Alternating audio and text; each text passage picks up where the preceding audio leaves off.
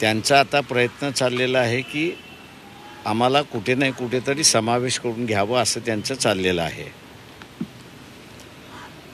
ते अजूनही मी असं जे आहे त्यांचाही डिसिजन झालेला नाही आणि आमचाही काही डिसिजन झालेला नाही. तेव्हा एकंदरीत महाविकास आघाडीच्या संदर्भातलं जे आहे ते आम्ही जसं म्हणालो की त्यांचे काही मतदारसंघामधले मतभेद चाललेले आहेत. काँग्रेसनी आपली असणारी यादी त्या ठिकाणी जाहीर केलेली आहे, पण मतभेदाचे उरलेले मतदारसंघ जे आहेत ते त्यांनी जाहीर केलेले नाहीत. त्याच्यामध्ये काही मतदारसंघ सेनेने क्लेम केलेले आहेत, पण अजून त्याच्यावरती सेनेने ऑब्जेक्शन घेतलेलं नाही. घेणार की नाहीत हे 1-2 दिवसात त्या ठिकाणी कळेल. त्यांचं एकदा आलं आणि तर आमच्याबरोबर बसायला ते जर मग तयार असतात. अमृत नोनी आर्थो प्लस ये एक प्रूवन फॉर्मूला है. इसमें मौजूद नोनी फल के गुण और आयुर्वेदिक जड़ी बूटियां शरीर को जरूरी पोषक तत्व देने के साथ साथ हड्डियों और जोड़ों के घिसने, उनमें होने वाले सूजन और दर्द को रोकने में मदद करता है. दर्द मुक्त जीवन के लिए अमृत नोनी आर्थो प्लस. आम्ही बसायला त्यांच्याबरोबर रेडी आहोत. नाही तर मग हे जे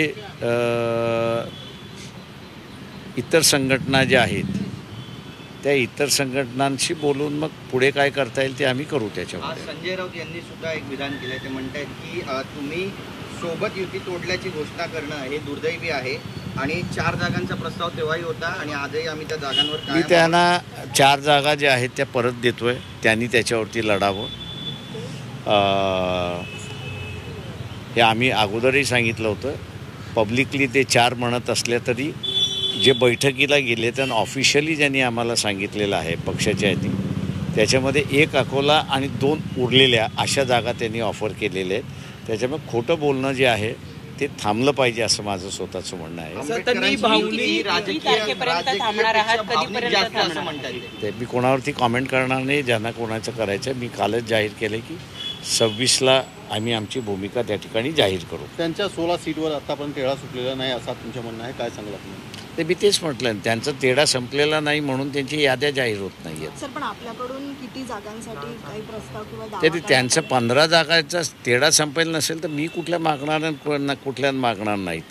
त्यांचं संपत नसेल तर मग ते जॉईंटली लढणार आहेत की वेगळे लढणार आहेत हा त्याच्यातला इश्यू आहे. पहिल्या टप्प्याचं जे मतदान आहे ते पूर्व विदर्भामध्ये होणार आहे. तिथल्या ज्या 6-7 जागा आहेत त्यांच्यासाठीचा अर्ज भरण्याच्या तारखा जवळ येऊन ठेपलेल्या आहे आणि अजूनही महाविकास आघाडीचं जागा ते माझं म्हणणं असं आहे की प्रत्येक अशावेळी तुम्ही काय करणार आहात? ते फॉर्म भरणं हे ज्याचं क्रिमिनल रेकॉर्ड असतं त्याला वेळ लागतो, पण ज्याचं क्रिमिनल रेकॉर्ड नाही तो असणारा 2 तासामध्ये भरतो.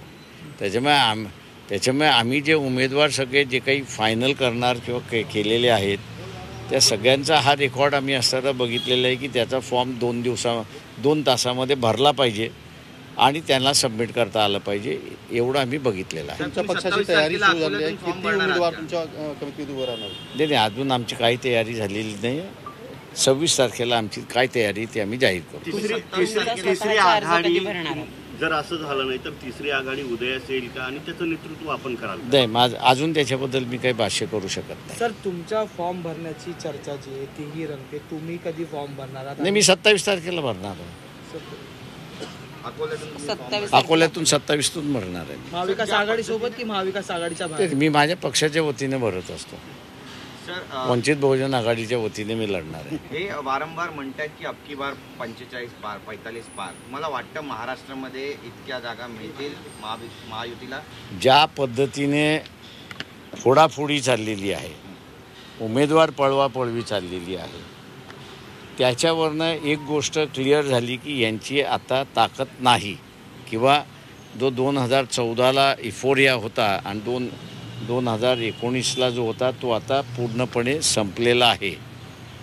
आणि त्याच्यामुळे उद्याच्या ह्याच्यामध्ये त्यांची जी स्ट्रॅटेजी मला असताना दिसते ती म्हणजे इतर पक्ष विकनिंग करा, त्यांची ताकद ठेवू नका, मग आपल्याला जिंकता येईल अशी परिस्थिती त्यांनी केलेली आहे. जे पक्ष आहे मोठे मोठे आणखी पक्ष आहेत त्यांच्याकडे उमेदवार नाही आहे असं वाटतंय का?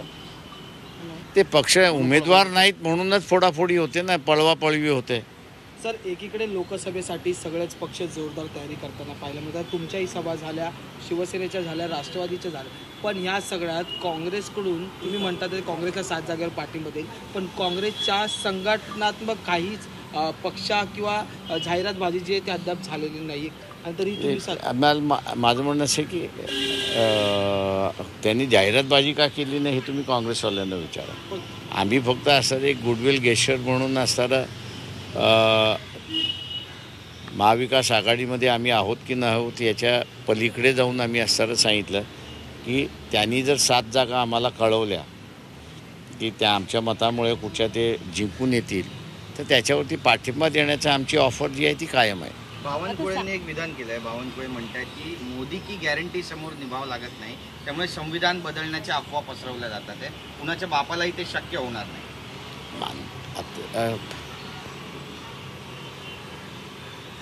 शेवटी कुठली गोष्ट बदलायची न बदलायची ही येणाऱ्या सत्ताधाऱ्या पक्षाच्या हातामध्ये आहे. मला 1950 सालचं RSSचं त्यांनी घेतलेली शपथ ही आजही मला आठवते आणि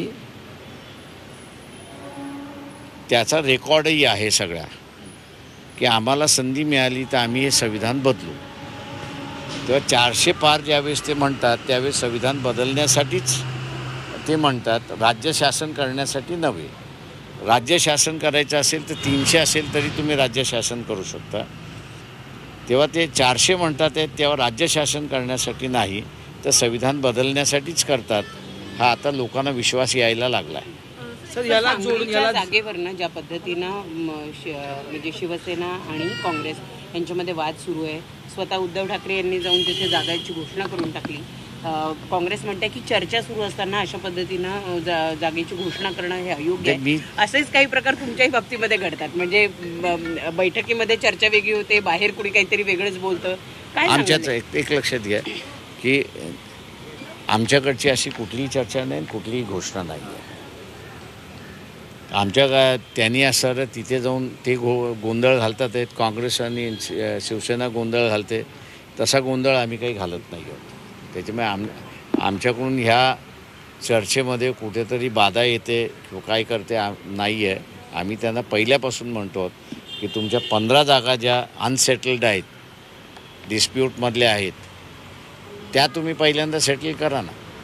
पाणी प्रत्येकजण आपण बघत असाल की त्यांचं कोंबडं झाकण्याचा प्रयत्न चाललेला आहे आणि वंचित बहुजन आघाडी आम्हाला साथ देत नाही, अमुक देत नाही, हे देत नाही चाललेलं आहे. माझं सरळ म्हणणं असं आहे की जे कोणी महाविकास आघाडीकडून बोलतो आहे त्यांनी पहिल्यांदा पॉझिटिव्ह स्टेटमेंट करावं की आमच्या 15 जागा रिझॉल्व झालेल्या आहेत, हे स्टेटमेंट त्यांनी करावं. थँक्यू.